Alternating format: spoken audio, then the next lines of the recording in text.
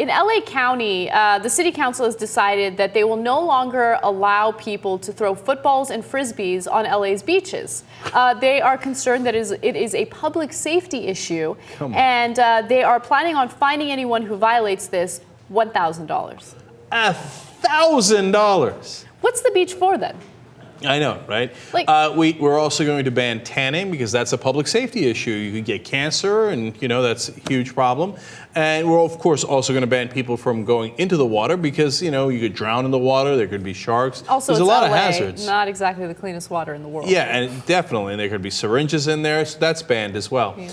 And if you interact with people, sometimes you get into fights, and that's a health hazard. So you're not allowed to talk to other people either.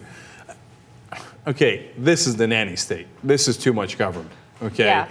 I mean, if I go to the beach, you gotta let me throw a frisbee. And the fine blows my mind. $1,000 for having fun at the beach. I honestly think that this is maybe the state's way, the county's way of generating more revenue. Like, they're desperate. They're looking for new ways they can find people, and this is a very easy way to do it. First of all, we're in the news world, so of course we're going to hear about this immediately. How many people in LA do you think are going to hear about this? They're not going to know. They're going to be throwing those footballs and getting those fines. They're going to pay $1,000. So that way you don't have to raise taxes on the rich, but the average guy who goes down to the beach, he's got to shell out $1,000 because he did the most normal thing in the world, throw a frisbee on the beach with his son or something, right? And by the way, I know. Like, sometimes people get hit with the footballs or they get hit with the frisbees, and then there's fights and stuff. It's not like it's coming out of nowhere. I get that.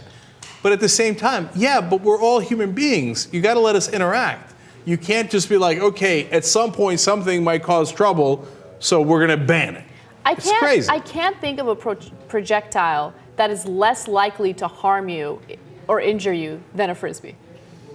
My guess is that at some point somebody had got a frisbee to the face. It was probably somebody important, or their wife or their kid or something, and they got pissed. And that's probably where the law came from. That's amazing. And then they thought, hey, yeah, it'll make us money. Good, it's a win-win. But it's not. It's a loss for liberty.